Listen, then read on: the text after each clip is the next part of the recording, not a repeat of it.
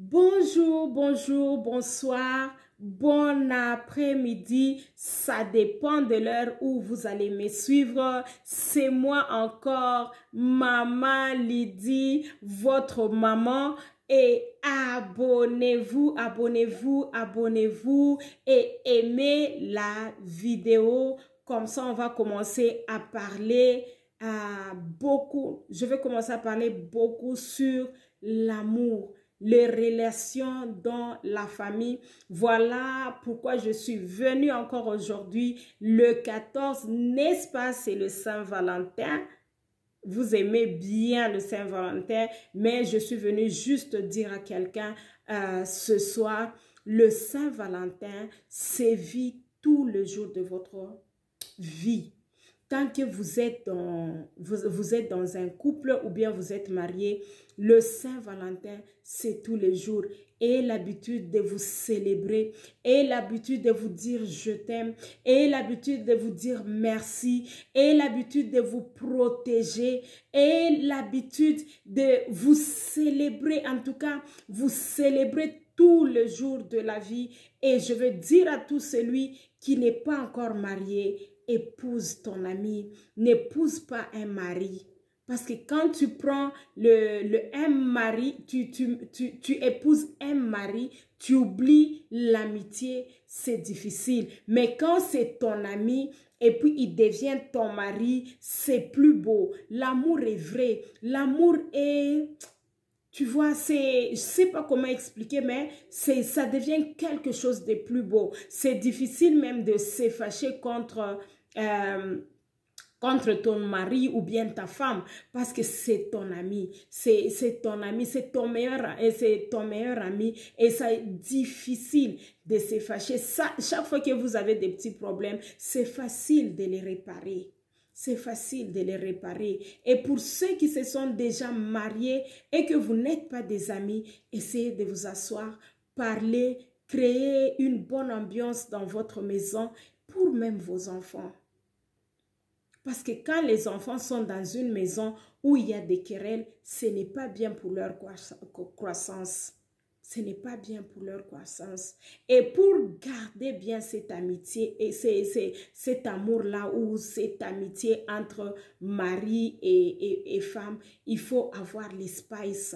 L'espace. Deux fois, peut-être, moi j'ai entendu des gens qui disent avec les enfants, il n'y a pas moyen de se donner du temps. Non, non, non, non, non, non, non, non, non. Maman, si tu as peut-être une soeur, une cousine que tu as confiance, tu peux l'appeler, elle reste avec les enfants. Et puis toi, tu pars, tu bookes l'hôtel, tu pars avec ton mari où vous allez passer du temps juste de two of you. C'est bien. Donc, juste...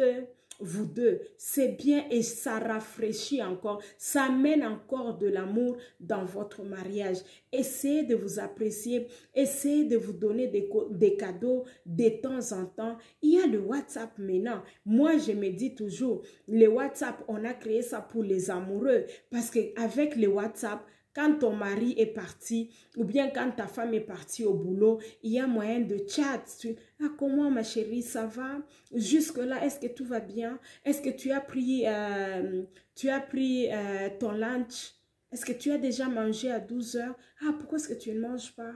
Tu es busy, mais essaie de grignoter quelque chose. Tu vois, donc des petits messages qui vous rapproche. Oui, il est au travail très loin de toi, mais ça vous rapproche. Ça vous rapproche. Même quand vous allez vous retrouver encore le soir, il y aura l'atmosphère d'amour, il y aura la façon de vous accueillir sera aussi différente parce que vous avez eu le temps de vous parler, vous avez eu le temps de dire à ta femme pendant la journée, je t'aime, tu me manques, hein?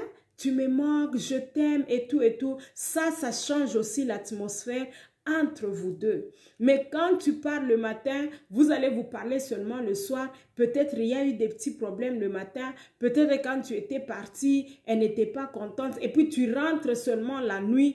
Tu vas la trouver encore très fâchée ou bien tu vas encore trouver ton mari qui n'est pas aussi très heureux, chose qui n'est pas bien, mais il faut il faut vraiment faire des efforts. L'amour dans un couple, c'est les efforts des deux partenaires. Donc, quand tu vois que l'un des partenaires, ton partenaire est en train de faire les efforts, toi aussi, commence à faire les efforts. Il ne faut pas commencer maintenant à dénigrer l'effort de l'autre parce que quand elle va changer, ça ne va pas te plaire. Ça sera peut-être le moment où tu voudras qu'elle commence à faire ce que tu négligeais et comme le cœur sera déjà brisé, ça sera difficile.